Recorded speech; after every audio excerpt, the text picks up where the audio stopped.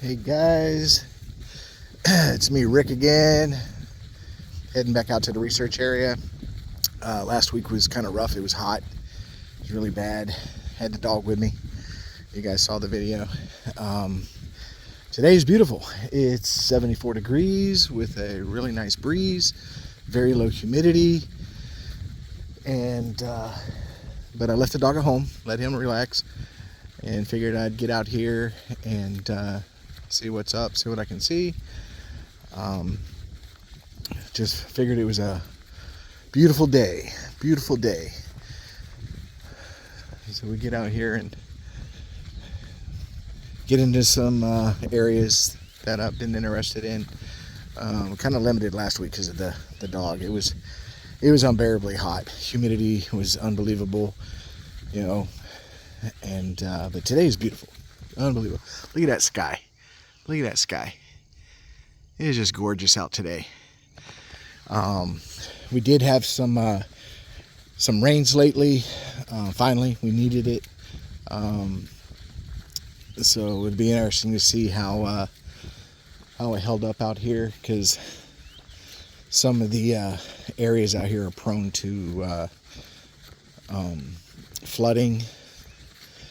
There's been times me and Jimmy has been out here and we're almost knee deep in water trying to get back to the trucks. But so far it's beautiful, and let's see what we can get into.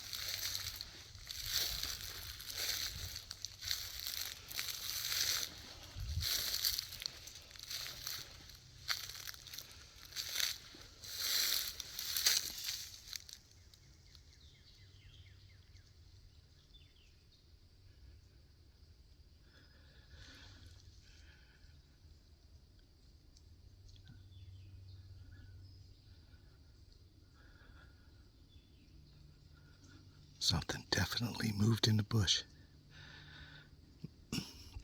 I hope I caught that on audio.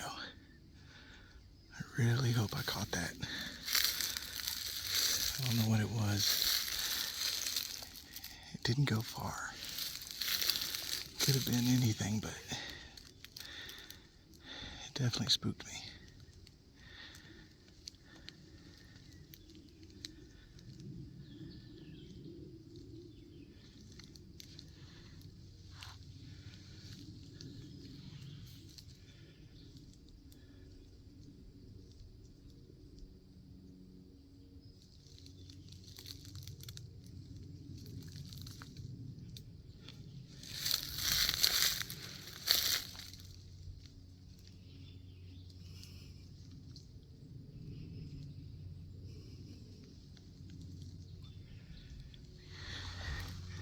Came from that direction.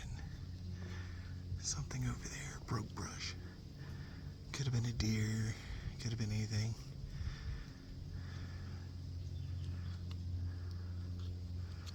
Whatever it was, I didn't see it though. Did not see it.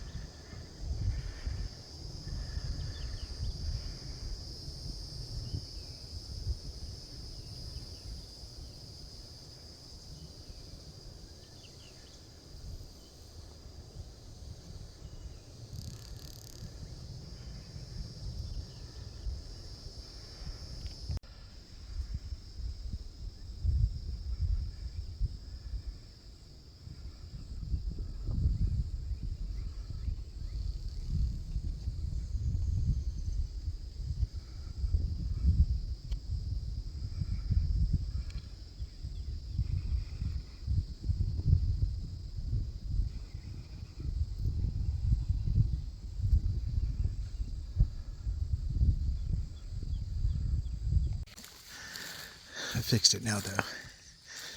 My bad. I was filming those deer. And then I went up on top of this berm.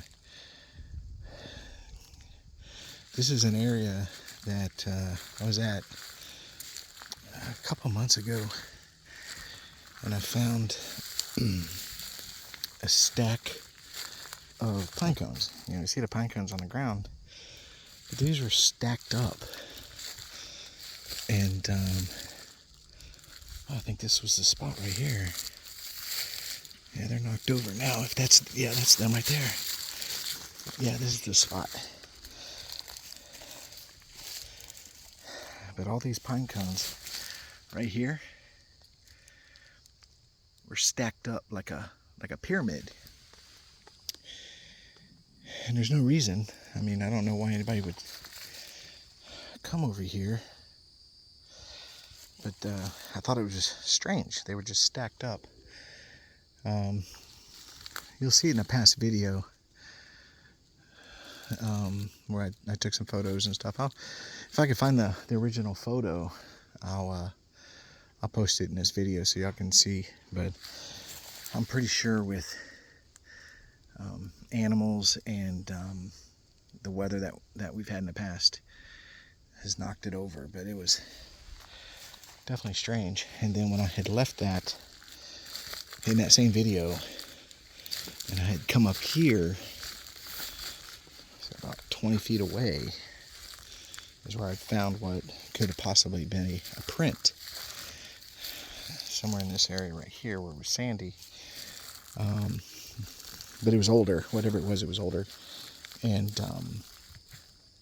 the rain had gotten to it, but it looked like a possible print in the past. So I just figured I'd come back up to this berm and check those pine cones out. But there was nothing added to them. If anything, they were just scattered now. But they were definitely stacked up.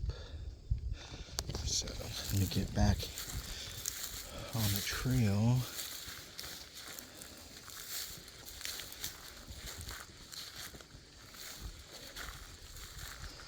Gonna head back down to the water source. You can see the deer out there.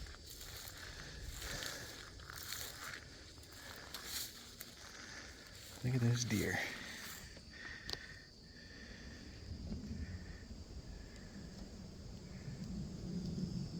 Beautiful. Beautiful.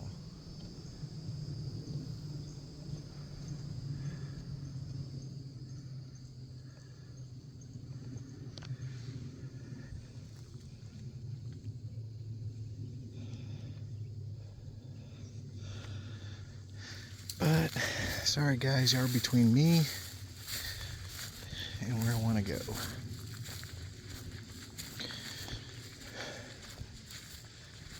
Alright guys, I'll get back to you when I get to one of the water sources.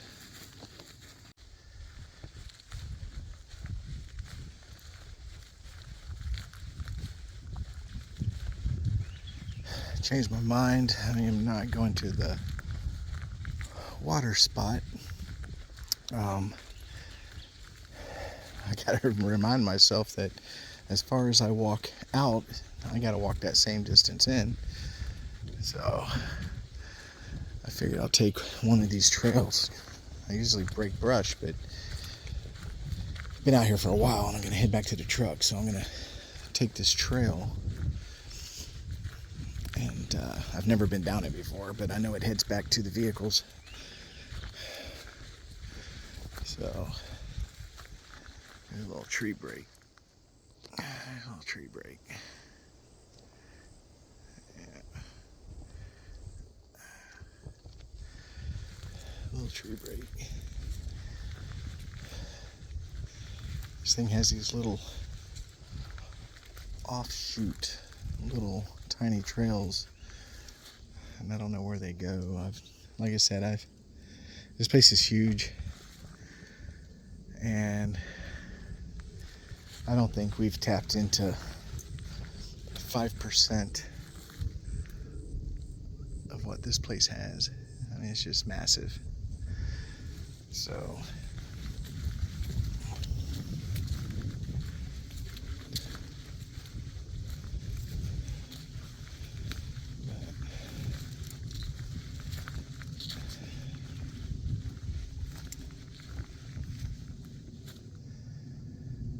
nice and dark in there. I bet it's a 5-degree difference going in there than it is out here in the sunlight. Even though it's beautiful. I mean, the temperature out here is fantastic. You know, but I definitely think it'd be a lot cooler in there. And that's one of our speculations, is that especially here in Florida with the swamp ape, that they're going to be in areas with very heavy cover. It's very dark, very cool. You know, it's no different than us. The sun is pretty intense, and you got to find a place to cool down, and I think that's what they do. I think primarily, that's why they're more nocturnal in Florida. I'm not saying they're not nocturnal everywhere, but mostly in Florida, because that's when the temperatures are bearable, and they can still find plenty of food, you know, with hogs and stuff like that. So deer, they can actually get a turkey off its roost. Turkey won't go anywhere at night. You just reach up and grab them, I guess, like a smorgasbord. But it's all theory. It's all speculation. You know, that's all we, as researchers, that's all we do have. You know, but you form these ideas by being out there.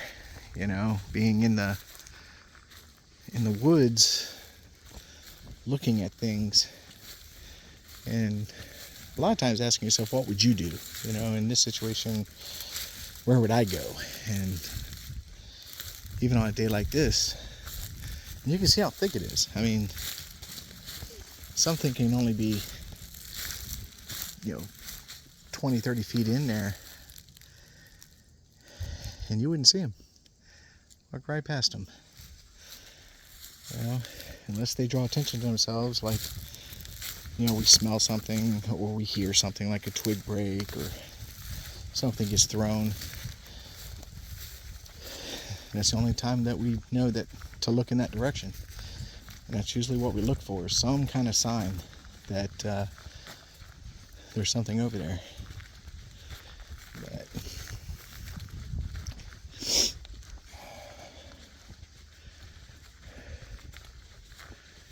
you can see how thick this is. I like this place because rarely anybody out here. Rarely. Something just moved back there, but it could have been a squirrel or something.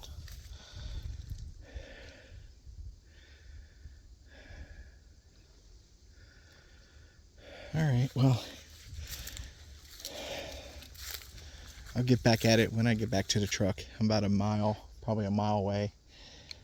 So I'm going to try to hike a little faster and get back, and then do a closeout of the video. All right, guys, talk to you in a little bit. All right, guys, good hike today. Didn't find anything really. You know, it ran across some wildlife, which is not common. They're out there, but we usually don't see them. I think that's only the second time I've actually seen deer out there. I have a theory on why they're coming back into that area, but I'll save that for later. When I say later, I will be on a podcast here probably by this time next week, maybe a little longer. Not sure. We're just working out the time frame and the schedule, But as it gets closer, I'll let you guys know, so y'all can tune in on the podcast. In that podcast, we will be sharing some of our evidence and some of our encounters that we've never shared with you guys. So I'll be talking about those things. It'll be interesting. It'll be a lot of fun. As we get closer, I'll give you more information. Also today, on the way to the research area, I saw a little camper, just a little tiny camper, very small. One person, you might be able to fit 2 people in it, but it's a very tiny camper. Perfect for me and my dog to go camping and stuff like that. So I got in a conversation with a guy and end up purchasing it. So I'll pick it up sometime in the next couple of days. But in the conversation, he saw the stickers on my truck saying that about Bigfoot. And he says, "Do you do research?" And I said, "Yes, I do." I said, "I know it sounds weird, but yeah, I do." And he's like, "No, it's not weird at all." He goes, "I saw one." And I said, "Well, I'd love to hear about it." So he started to tell me. I said, "Well, let's stop." I said, "Because I have to be someplace." I said, "But I would like to sit down with you and do an interview so you can tell your story." And he said, "Absolutely." So that's something that'll be coming up. I'll sit down with him and be able to, do an interview and get more information on what had happened. But he said he had a face-to-face sighting. He saw this thing. It was a Class A sighting. It was right in front of him, and it was local. It was, so it'll be interesting to find out where this sighting was. If he'll give us that information, it'd be great. If he doesn't want to share with you guys, that's okay. I told him that's his prerogative, but if he did want me and my group to come out and,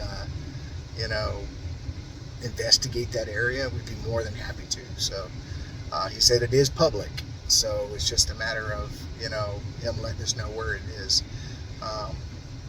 Kind of getting, he gave some hints, and I'm trying to narrow down some areas, because there is an area that sort of meets what he was telling me, and there were 2 other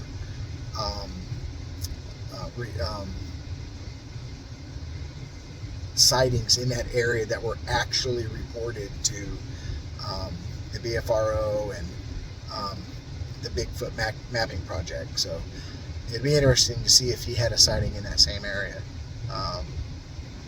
But we'll see. We have a lot coming up. We appreciate you guys. You guys are amazing. Like I said, we're just a small group doing little things, and we just like to take you guys along for the ride, show you what we're doing. Sometimes there's nothing. That's what bigfooting is.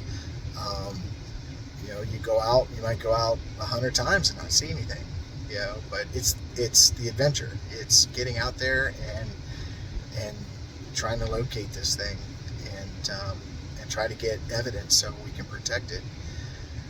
So we'd like to take you guys along for the ride. That's what we're doing.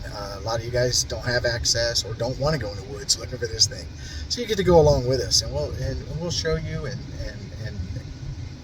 any of those that of course, if you live in Florida, because that's where we're at, want to go with us, let us know. You can we'd gladly meet up with you and take you to one of our research areas and go out there and do some research. We have no problem with that. But what we want to do is really get the YouTube channel built up a little bit, because YouTube has very specific requirements before you can do certain things. If you want to go live and do stuff live, you have to have so many subscribers. If you want to monetize, you have to have so many subscribers. You have to have so many views. You have to have so many of this, so many of that. So we're a far cry from any of it. Our goal is to at least get that minimum number so that we can go live and do some stuff where you guys can just watch us at that moment, and that'll be a lot of fun. We also want to do our own kind of podcast that we're talking about doing, and we're going to do a little bit different than most other researchers. We want to Well, I take that back. A lot of the people that do podcasts are not researchers. They just bring people on. They bring researchers on to talk about, what's going on in the Bigfoot community.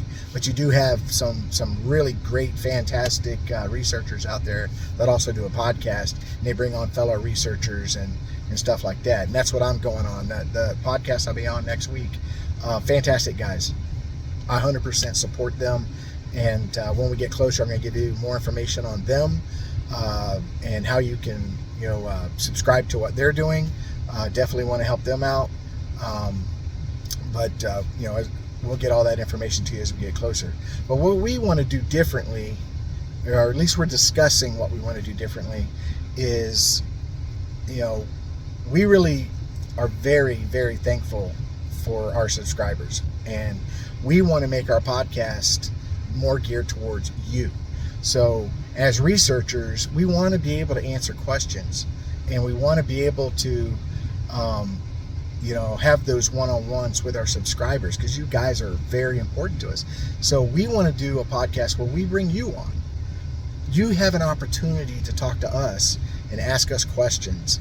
And maybe if you have an encounter, you can tell us what happened and stuff like that. But we want to give the subscriber an opportunity to be a part of the show. We want it to be subscriber friendly and geared more towards the audience and the people that are fans of the Bigfoot community and fans of this creature and are wanting to do the same things that we're doing, which is try to prove that it exists. Some of us know it exists, but now we just have to prove it and protect it. That's priority one, is to protect this thing. And by getting with the subscribers, you get that message out, and they know that. So that's the things that we're working on right now. But it's baby steps. It's baby steps. And I check the YouTube channel every day to see how we're doing, and we're up to, I think this morning was 86 subscribers, which is fantastic. I mean, we had no intentions of really, creating something big, but we're very thankful for the support that we're getting, and we have a fantastic fan base on our Facebook page. I mean, fantastic. I mean, just amazing, positive people. If there's anybody negative or anybody that we think is doing something that will hurt the Bigfoot community and hurt other researchers, even if you like that researcher or not, it's not about like or dislike. And we won't allow that. We're not going to have you bash somebody. I'm just going to remove you from the Facebook page, and we're going to move on. But for the most part, amazing supporters. We get a lot of feedback, and it motivates us. It really does. When we hear those things, it motivates us to get out there and do more. And we appreciate you very much. But like I said, just always keep it positive. There's a lot of groups out there that like to, or not even say groups, but people in general, that are supposed to be researchers, that are bashing other researchers. And I don't know why they waste their time doing that. If you're wasting your time bashing another researcher, then what are you doing with that time? You know what I mean? You're wasting it. You should be out there researching and doing your thing and proving that this thing exists and getting the proof that people want to see. Who cares what somebody else is doing? Who cares if you think that this picture is baloney or this evidence is stupid? Who cares? See what I'm saying? Who cares? Why are you going after that guy? All of a sudden you don't like that guy. I don't like what he's putting out there, so you attack him. That just makes you look like a bully. That's what it makes it look like. It makes it look like you're jealous of what they're doing. So just stop. Just stop. That's the one thing Bigfoot Forest Giants is not going to do, is bash other researchers. We're not going to go publicly on a YouTube channel or on a podcast or on Facebook and bash anybody. We're not going to do it. We love the community. We will support any way, shape, or form. We'll show support. Come to us, ask us. We'll help you. We'll be a part of it. You know what I mean? And that goes for any researcher. We want to build this community. We need people to work together. They have to work together. You know, if everybody's at odds with each other and not helping each other, then it's going to be a long road. But if everybody works together and focuses and helps each other, we're going to do great things. We're going to do wonderful things. So stop the bashing. Stop attacking, you know, other researchers when it really has no bearing on your life whatsoever. It does not affect you in one way, shape, or form. You know, if you got a guy out there that is a hoaxer, that's what he does. You know, there have been some famous hoaxers out there with dead bodies and everything else. And people knew it was a hoax and tried to bash them and attack them. If you look, it didn't work. These people still have a tremendous amount of support, tremendous amount of subscribers. Some people like the hoax. Some people enjoy the hoax. They think it's funny. They think it's entertaining. So they subscribe. You know, you're not going to get rid of those people that do that. That's their nick. That's their thing. Let them have it. It's okay. Let them have it. You know what I mean? Just do what you do. Just continuously do what you do. Focus on what you do. And get out there and do research. You're just wasting energy and wasting time with all that negative stuff attacking somebody else. It's just, it's not fair. And, you know, a lot of times they do it without even bringing the other person on their channel to discuss it. Why is that? Ask yourself, well, I don't like this guy, and I'm going to badmouth him, I'm going to bash him, but everybody's only going to hear my side. They're going to only hear how I feel. See what I'm saying? Bring the guy on your channel. Bring him on there. Talk to him. Talk to him. Have a debate. Have whatever. See what I'm saying? Why don't they do that? They don't, because they don't want that interaction. They just want to be bullies, say their piece, try to destroy you one way or another. And I just think it's wasted energy. It really is wasted energy. We can do so much better working together and being focused. I got some great guys. The guys we work with, you know, Mike, Bobby, Jimmy, fantastic guys. You know, we have a good time with each other. We bust each other's balls. We're in contact with each other all the time. And we enjoy this. And like I said, what other people do has zero bearing on what we're doing. Zero. You know what I mean? I don't even care if I came out to one of our research areas and ran into another research group. More power to you. The more people out here, the more people looking, the better the chances of proving this thing. I don't care if Mr. Alpha over here gets proof or Mr. Bravo over here gets proof. As long as there's proof being given and we're getting it out there to people, that's all that matters. You know, I don't care. You know, if I can find 1,000 people with cell phones and say, hey, let's walk in a straight line through the forest until we find something, I would do it. It doesn't matter who gets the footage. It's just a matter of getting it. We just need to get it. So, but again, we greatly appreciate you guys. We really do. You guys are awesome. I mean, really awesome. And help spread the word. Help us out here. And if we can get some more subscribers, you know, and I'm learning now. I always watch the podcast. You always hear them hit subscribe and like button, blah, blah, blah. Hit that notification bell. I didn't realize how important that is if you're trying to reach certain goals in the YouTube arena. You know what I mean? So you may hear us say that every once in a while and say, hey, please subscribe and hit the like on whatever video that you're watching. Please hit the like button. It does help us because there's, like I said, YouTube maintains certain numbers and you have to hit those numbers. That's why you hear these YouTube people say that all the time. So we're kind of in that realm. Now, you know, we're like I said, we're not looking at monetizing or being this huge thing or anything like that. It's just an avenue for us to get the information out to you guys. And like I said, we're big time subscriber friendly. That's who we want to focus on, the subscribers, and getting a chance to talk to them and know them. So again, appreciate you. I'm gonna go home, eat some lunch, and you know, relax and go pick up that camper I bought. It'll be great now that I don't have to stay in a tent, you know. So we'll be talking to you soon. See ya.